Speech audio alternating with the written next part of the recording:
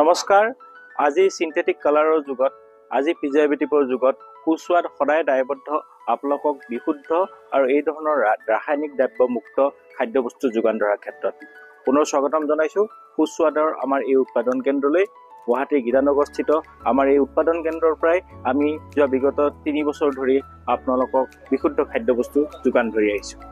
আমি সদায় চেষ্টা কৰোঁ যাতে বিশুদ্ধ খাদ্যবস্তু এটা অতি নিম্নতম মূল্যত, মানে যিখিনি লোকে পাৰি, যিমানলৈকে পাৰি তাক সস্তাত জনসাধাৰণে সেৱন কৰিব পৰা এটা পৰ্যায়ত তাক আমি যাতে আমাৰ গ্ৰাহকসকলক দিব পাৰোঁ। কিন্তু সেইটো কৰিবলৈ যাওঁতেও আমি বহু ধৰণৰ চেলেঞ্জৰ সন্মুখীন হওঁ। যেনেকৈ ধৰক এতিয়া বজাৰত বিভিন্ন বস্তুৰ দাম, কাৰণ সেইবিলাক চব ব্লেণ্ডেড বস্তু। আজি আপুনি এটা কথা কওক, আপুনি যেতিয়া চৰকাৰে সৰিয়হৰ দাম 65 টকা নিৰ্ণয় কৰিছে, 64 rupees 50 paisa সৰিয়হৰ দাম নিৰ্ণয় কৰিছে, সেই সময়ত সৰিয়হৰ তেল পেৰি আপোনাৰ 150 টকাত 140 টকাত আমাৰ ধৰক with GST and all the norms দিয়াটো আমাৰ কাৰণে সম্ভৱপৰ নহয়। কোনোবাই সস্তাত সৰিয়হটো যদি ক'ৰবাত গ্ৰামাঞ্চলৰ ভিতৰত পাইছে তেওঁৰ কথা বেলেগ, তেওঁ কৰিছে, তেওঁ দিছে। কিন্তু আমাৰ দৰে যিবিলাক মিলে অল নৰ্মছ ফ'ল' কৰি আমি কাম কৰিবলগীয়া হয়, সৰিয়হ কিনি আনিবলগীয়া হয়, ইয়াত আমি পেৰিবলগীয়া হয়, আমি বিশুদ্ধ খাদ্যবস্তু জনসাধাৰণক যোগান ধৰিবলগীয়া হয়। সেই মিলবিলাকৰ কাৰণে আচলতে এই বস্তুবিলাক একেবাৰে নিম্নতম দামত এৰি দিয়াটো সম্ভৱপৰ নহয়। তথাপিও তুলনামূলকভাৱে আপুনি যদি চাই যে যিকোনো এটা বিৰাট মানে প্ৰচাৰমুখী ব্ৰেণ্ডত তেলত তুলনাত আমাৰ তেলবিলাক য'ত বিশুদ্ধও, সেই তেলবিলাকৰ মূল্যবিলাক কিন্তু যথেষ্ট কম। আটাইতকৈ বিশেষ কথাটো এইটো যে আমাৰ এই লঘু উদ্যোগবিলাকত আমি যিবিলাক বস্তু উৎপাদন কৰোঁ, সেই বস্তুবিলাকৰ আমাৰ ভলিউমটো খুব কম। ৱেৰেজ আপুনি যদি চাই, যেতিয়া ডাঙৰ ডাঙৰ উদ্যোগবিলাক আছে তেওঁলোকে চেণ্ট্ৰেলি মেনুফেকচাৰ কৰে, বহুত ডাঙৰ ডাঙৰ ভলিউম। তেওঁলোকে যেতিয়া ইমান ডাঙৰকৈ বস্তু, ইমান ডাঙৰ ভলিউমত তেওঁলোকে উৎপাদন কৰে, প্ৰচেছিং কৰে, তেতিয়া এই বস্তুবিলাক তেওঁলোকে দীৰ্ঘদিনলৈ ভালে ৰাখিবলগীয়া হয়। সেইটো কৰিব যাওঁতে তেওঁলোকে বিভিন্ন ধৰণৰ প্ৰিজাৰ্ভেটিভছ, এডিশ্যনেল আপোনাৰ ধৰক বিভিন্ন ৰাসায়নিক দ্ৰব্য তেওঁলোকে ব্যৱহাৰ কৰিবলগীয়া হয় বস্তুটো সতেজ কৰি ৰাখিবলৈ।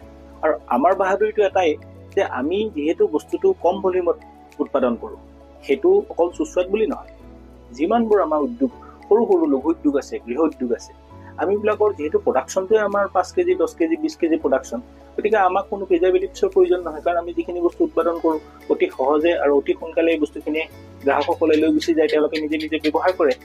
গতিকে আমাৰ দৰে লঘু উদ্যোগবিলাকে যিবিলাক বস্তু আমি উৎপাদন কৰোঁ, সেই বস্তুবিলাকৰ সতেজ, সেই বস্তুবিলাকৰ যিটো ঔষধি গুণাগুণ, তাৰ যিবিলাক এৰমা, তাৰ যিখিনি টেষ্ট, তাৰ যিটো কালাৰ, সেইটো সাধাৰণতে ডাঙৰ ডাঙৰ ব্ৰেণ্ডেড কোম্পানীবিলাকৰ বস্তুবিলাকতকৈ যথেষ্ট উৎকৃষ্ট।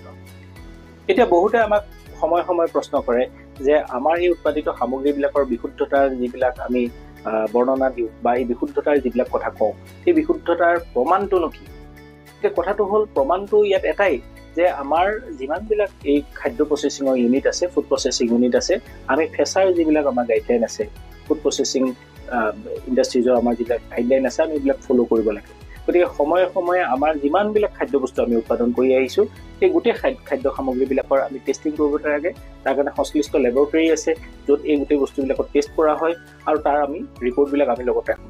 গতিকে এই কথাবিলাক যে আমি অকল কৈ আছোঁ ঠিক তেনেকুৱা নহয়, ইয়াৰ কাগজী প্ৰমাণো আমাৰ হাতত আছে। আমাৰ এই উৎপাদিত সামগ্ৰীবিলাক আপোনালোকে কেনেকৈ ক্ৰয় কৰিব পাৰিব? ইয়াক ক্ৰয় কৰাৰ 2টা পদ্ধতি আছে। এটা হ'ল আমাৰ এই গীতানগৰস্থিত উৎপাদন কেন্দ্ৰ, য'ত আমাৰ ৰাতিপুৱা 8:30 বজাৰ পৰা ৰাতি 9 বজালৈকে খোলা থাকে, প্ৰতিদিনাই দেওবাৰেও খোলা থাকে। আপোনালোকে নিজে আহি স্বচক্ষে আমাৰ এই উৎপাদনৰ গোটেই প্ৰক্ৰিয়াটো পৰ্যবেক্ষণ কৰিবও পাৰিব, ইয়াৰ পৰা বস্তুও কিনি নিব পাৰিব। আৰু দ্বিতীয়তে আমাৰ হোম ডেলিভাৰী ব্যৱস্থা আছে, যিটো এটা নিম্নতম মাচুলৰ বিনিময়ত আমি বস্তুখিনি আপোনালোকক ঘৰত দিয়াৰ ব্যৱস্থা কৰিম। হোৱাটছএপ যোগে আপোনালোকে আমাক অৰ্ডাৰটো দিলে, সেই অৰ্ডাৰ অনুযায়ী কিবা এটা নিম্নতম মাচুল আৰু 24 ঘণ্টাৰ ভিতৰত আমি এই গোটেইখিনি বস্তু আপোনালোকৰ ঘৰলৈ আমি ডেলিভাৰী দিম।